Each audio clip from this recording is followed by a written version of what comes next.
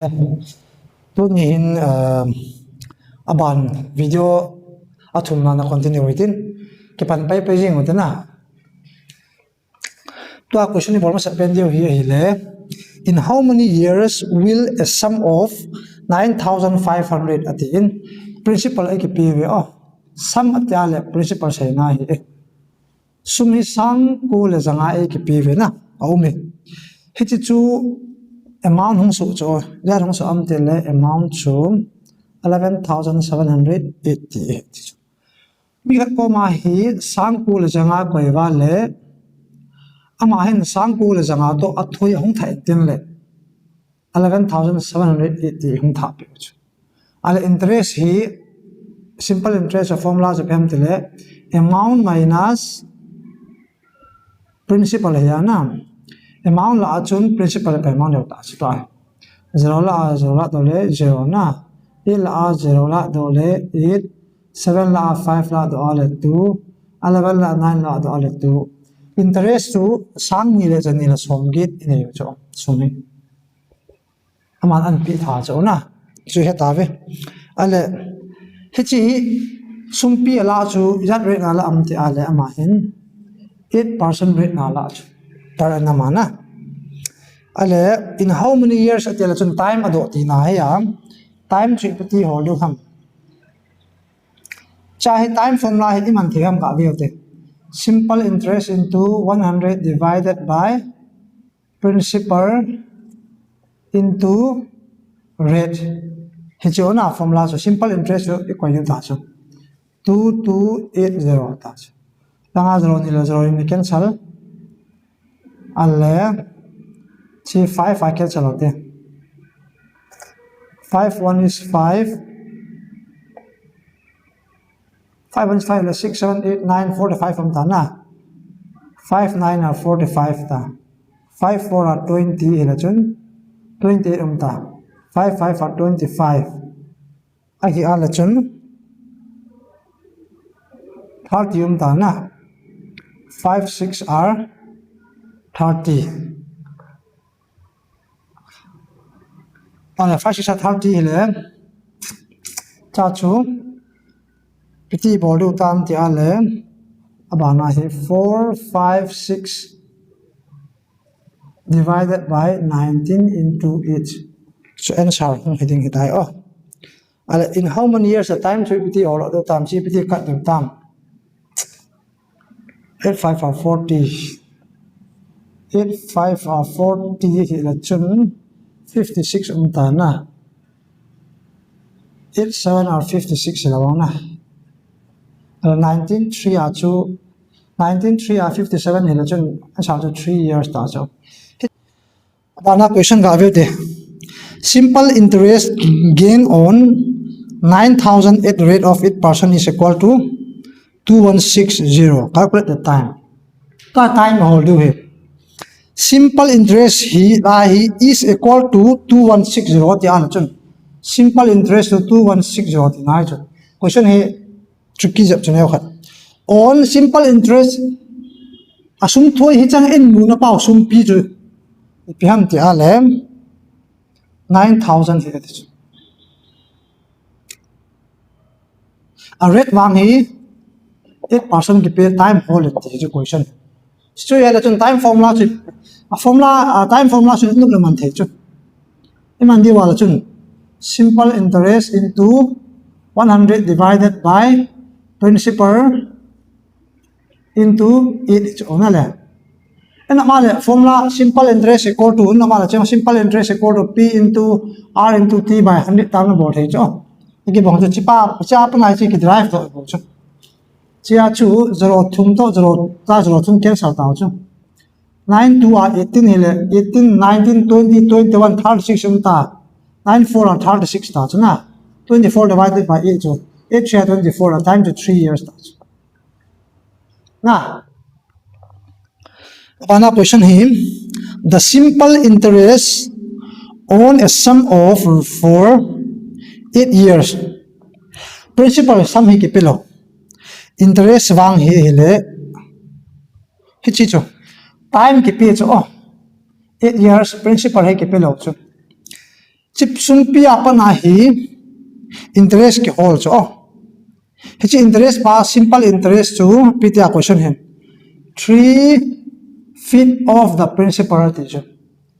simple interest of principal hi aja compare ale simple interest to principal adinga 5 la 3 hi cha het du chu stop question ho pa tricky ta cho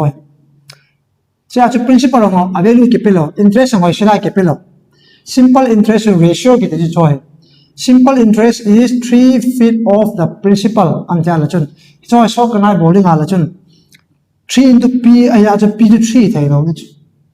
simple interest so direct a 3 na la principal je pin la dham de la 5 cho simple principal yen te te chuna rang pi a ala to chu principal aya simple interest ala chun amount je pi amount formula chu hello hoding alam to amount equal to principal plus simple interest amount ki ti sum pi to chun sum thoi chun ko khoma le amount ki ti chi ja chu amount chu I bola le 5 plus 3 chu phamo na la try question hin the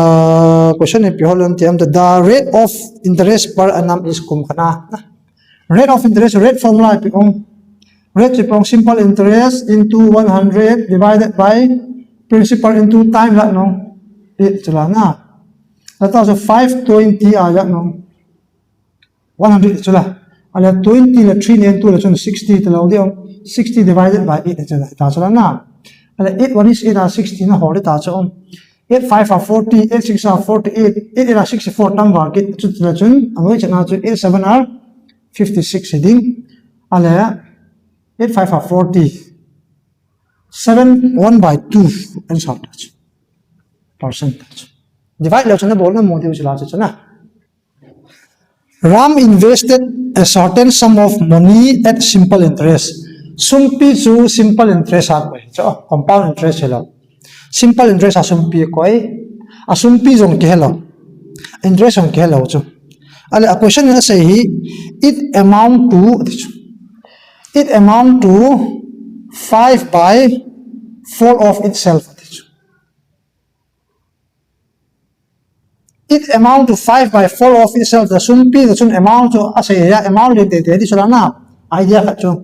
amount to 5 na din principal chu 4 na la chun amount minus principal ay lawale simple interest formula so amount minus principal ay la chun simple interest of 5 la 4 la ban ta chula ratio method he ochi in 3 years this time round so 3 years ke page time is 3 years ke page what will be its rate percent per annum ti na ha poi chu la per annum dal chu rate ni hor sa ocho rate formula chu phem dala formula based in bolote je ma so lote 1 into 100 simple interest into 100 divided by principal into time je phamo 3 na ala chu 100 divided by 100 divided by 4 to 12 1 by 12 to 8.33% chala 1 by 3 se na chu he chwa hi kam chalan he thile ding a kana hil na percentage na bal na a het em te a chu 1 by 11 hil chun 9 1 by 11 in sa he 1 by 7 hil chun 14 2 by 7% he ka khuna phat kam ta ga sian lo ding in tin percentage ta ni bahat waran rom de he chen sa he jing abana question veote if the ratio of principal and simple interest is 10:7 question sita chu ka sim e ai chu question chala he che principal le simple interest ratio chu 10:7 he principal chu som tin aj simple interest chu 7 tin aj ale he chu mi khat ko mai sumai na che som na ko chu interest ai check se gi na ni tin aj ata ta pai lo pi sum che ratio mai bo chu he chu check se gi na ni bo thine ringa kum khat na ni ham akum chu ke pin te na time chu ya ham te ale 5 years time is given 5 years question in rate of interest whole in te chu ala rate of interest e whole wala chun a formula base I whole ham rate chu ta ne bola le simple interest to 7 lo di 7 into 100 divided by a ratio in bolo te na adi lo wala tha bol ki the rate of simple interest into 100 divided by principal by principal piti hold you sorry amount is principal touch principal into time to 5 years ala 10 100 chula na ala 5 2 or 10 chula 7 2 or 14 chula 14% chula option number B SSC MTS ki dong he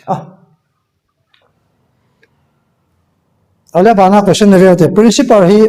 sang thum le jani le som ku he chi sum chu ikoi win le sang ala je le som ni hung su chu principal amount ki page ona cha pa simple interest ki hold he ya 2160 sang ni le zakat le som ku imu theni di wa ju kumja chulu wa 6 years cha ona alle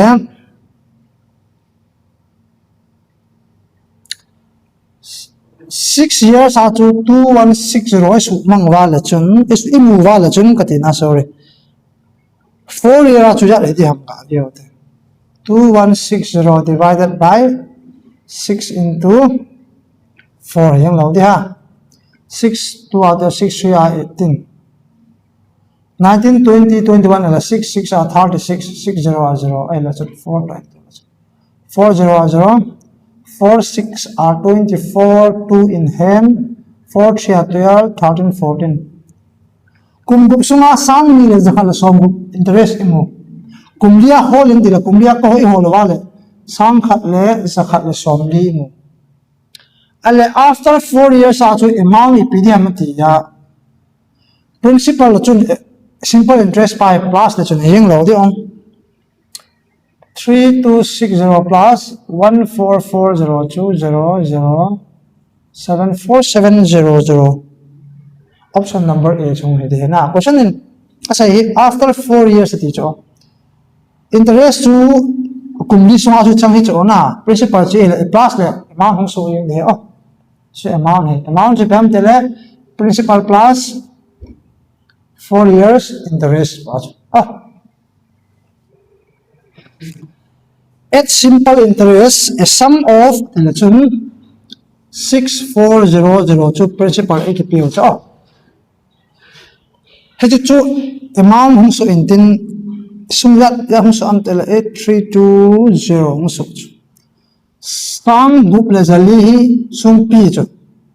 interest ko ma am thau ba le sang gi le za thum le som ni cho simple interest ho the ta cho 0 la 0 la 0 2 la 0 la 2 3 la 4 la 9 7 la 6 la 1 interest to sang le za pu le som ni ta cho time to 3 years he ti cho kichang imrudi wa time hi ya hamo 3 years cho 3 years to 1920 le 1 year to pi di on interest 1 year to 1920 divided by 3 na bole yin chala 3 6 are 18 le 3 4 are 12 le 3 0 are 0 kum khana interest to 640 chala na ta ina rate person lo cho rate person ho lo ngai chu cha rate person che pham de la kum khan 1 year simple interest na koi di 640 anoya principal na koi di 6400 into 100 na bole che formula pai chu kheta ala chahi simple ta bol heta ila 6400 cancel ta 64 1 is 64 hela chun 64 0 hela chun 100 divided by 10 chupyong 10% ma ma yang lo de 10 10 100 chala rate person to 10% touch bala question analyze what will 7200 become in 5 years at the same rate chude la chun 7200 principal pa hi na principal tha chom bia do chu principal pa hi kum ngai koi wa la chun amount is at from etiam ti chu question ni ki chu a rate wang ki pong ni ti chu rate hi rate person hi ten hi de a rate chu la pa to hin mangin ti chu mi 5 years ki pi chu kum khana hi 10% na pu chu kum nga sunga chu pin pu ta ong simple interest chu 5 10 are 50 the lo de ong principal chu 100 hi a le interest kum nga sunga chu 50% hi a la chun amount hol nge ya la chun 100 chung he ka ti la wong na al to a chu lai pin na de ong amount holding là 150% of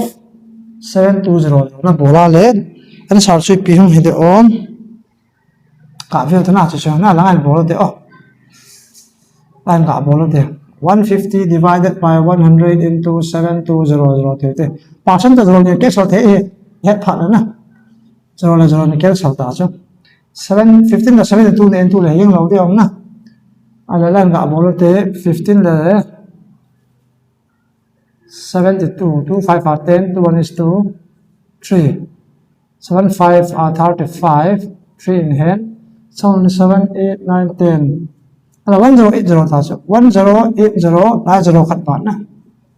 1080 chu an sa thong me tai tôi concept chung khat na bol tao te ama sai bol si siu chu a basic aya na to ai concept chung be khat na veu te a certain sum of money become 4 times in 12 years ati chu certain sum principal he ki hello chu chi principal chu 4 times hong so it chu amount sei na chu na principal chu 1 kala ta chu 1 kala ala chu amount chu 4 times la 4 into 1 is 4 times lo di ong na ala amount minus principal chu pe ong simple interest chu la hichi sum cheng kha ka ko yin tin ni khat ko ma hi ama cheng li hung pi chu ke a sum pi to thoi ma hong pi thala cheng li chu ala simple interest ya ta ong te cheng thum ta lo de ong na cheng kha ka pi a cheng li hung tha le cheng thum ve ka na chu la a thoi chu la cheng thum chu ala principal la amount la simple interest hichi sum cheng thum a ratio thum imu thena di bai kumja lu nam te le time chu